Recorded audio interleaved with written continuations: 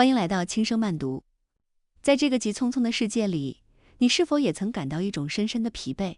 那种疲惫不是来自体力上的劳作，而是来自一种看不见尽头的追逐。我们追逐更高的薪水、更体面的头衔、更精致的生活，却在每一个深夜的枕边，听见内心深处那个细微的不安的问号：这一切真的是我想要的吗？今天我想和你分享一本非常特别的书，它叫做《纳瓦尔宝典》。书里有这样一段话，我第一次读到时，心头微微一震。纳瓦尔写道：欲望就是你跟自己的约定，约定的内容是不得到我想要的东西，我是不会快乐的。这句话像一把锋利的手术刀，切开了我们所有焦虑的源头。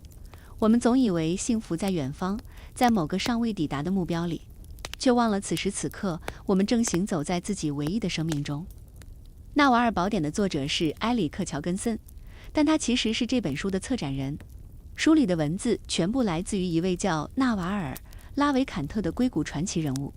纳瓦尔不仅仅是一位极其成功的投资人，他更像是一个现代丛林里的哲学家。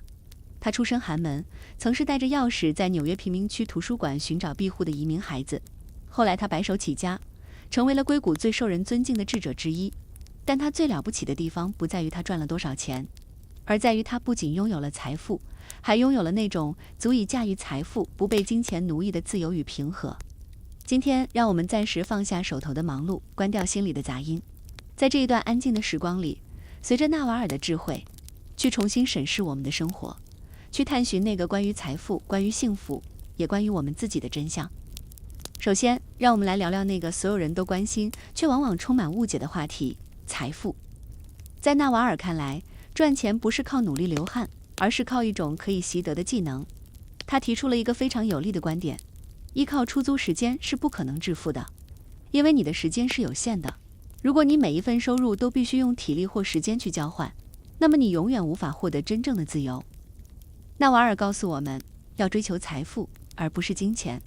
金钱是社会欠你的欠条，而财富是在你睡觉时依然能为你工作的资产。这听起来似乎有些遥远，但纳瓦尔拆解了它的底层逻辑，那就是专长、责任感和杠杆。所谓专长，不是你在学校里被批量生产出来的技能，而是那些你天生好奇，做起来像在玩耍，但别人看起来却很吃力的东西，那是你独一无二的印记。纳瓦尔说，在做自己这件事上，没有人能比得过你。当你把这种独特的专长通过法律、代码、资本或者媒体这些杠杆放大时，财富的复利就会开始在你的生命里起作用。如果你观察那些真正富有且从容的人，你会发现他们往往不是那个工作最苦的人，而是那个判断力最好的人。在杠杆时代，一个正确的决定可以产生1000万倍的价值。所以纳瓦尔建议我们要减少盲目的劳作，给自己留出大量的空闲时间，因为只有在悠闲的大脑里，才能诞生真正伟大的创意和准确的判断。听起来是不是有些反直觉？我们被教育要勤奋，但纳瓦尔提醒我们，在方向错误的时候，跑得越快，迷失得越深。与其在老鼠赛跑的转轮上气喘吁吁，不如停下来，去寻找你的天赋，去建立你的杠杆。然而，纳瓦尔并不是一个唯物主义者，他深刻地意识到，财富只是解决了一系列外在的问题，他能买到自由，却买不到幸福。这便带我们进入了这本书最触动人心的部分——幸福。纳瓦尔对幸福的定义非常独特。他说，幸福不是一种积极的状态，而是一种平和的状态。当你的内心不再感到缺憾，当你不再执着于过去应该如何，或者未来必须如何时，幸福感就会像泉水一样，从你存在的缝隙里自然而然地流淌出来。我们很多人都在玩一种叫做地位游戏的零和游戏。我们通过贬低别人来抬高自己，通过昂贵的奢侈品来证明自己的优越。但纳瓦尔说，这种游戏永远没有赢家，因为总有人比你更成功。真正让人获得救赎的是单人游戏。幸福是你和自己之间的约定，它不需要外人的见证，也不需要社会的认可。他说，我们要学会接受现状，改变能改变的，离开不能改变的，或者接纳那些既无法改变也无法离开的。痛苦往往源于我们对现实的抗拒。当你不再试图让世界屈从于你的意志，当你意识到你只是这个庞大宇宙中一瞬间的微尘，你的自我意识就会开始坍缩。而当自我变小时，世界的美好才会被真正看见。纳瓦尔在书里分享了很多微小但有效的习惯，比如多晒太阳、多运动，比如远离那些愤世嫉俗和消极悲观的人，比如设定一个极高的个人时薪，拒绝那些浪费时间的社交。但他认为最重要的原技能是阅读。他说，阅读就像是一场超越时空的相遇，你可以用极低的成本，直接去和几千年来最优秀的头脑对话。不要为了完成任务去读书，要去读那些让你心跳加速，让你感到困惑却又着迷的书。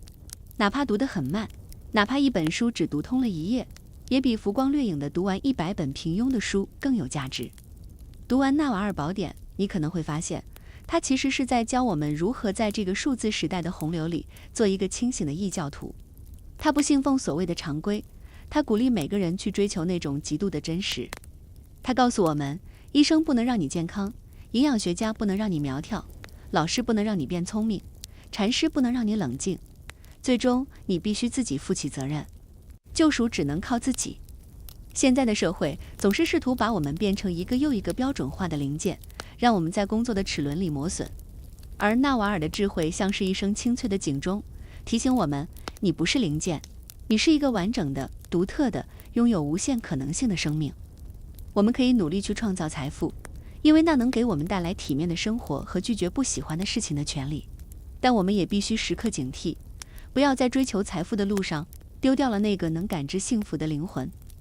纳瓦尔晚年的时候，经常会进行长达1小时的静坐冥想。他不是为了获得什么超能力，而只是为了在那1个小时里什么都不做，只是静静地观察自己的大脑如何像一只焦躁的猴子一样跳来跳去。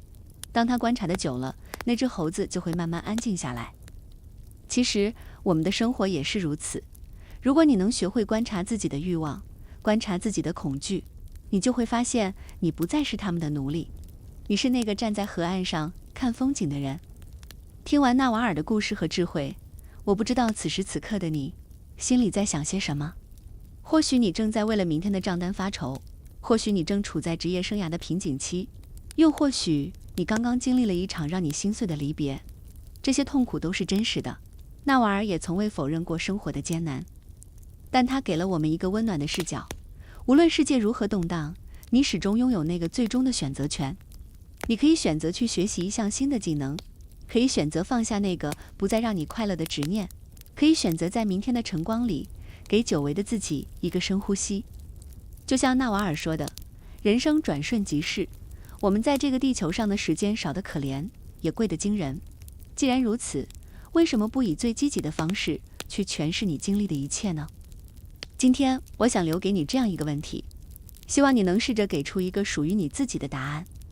如果现在你不需要为了钱而工作，你最想把这一生宝贵的时间投入到哪一件让你感到内心充盈的事情上？而现在又是什么在阻碍着你去接近那个梦想呢？如果你已经找到了答案，哪怕它还很微小，也请一定要好好守护它，因为那是你通往自由和幸福的唯一的路。今天就到这里，如果喜欢这样的内容，也请点赞订阅，这将对我有很大的帮助。那我们下次再见。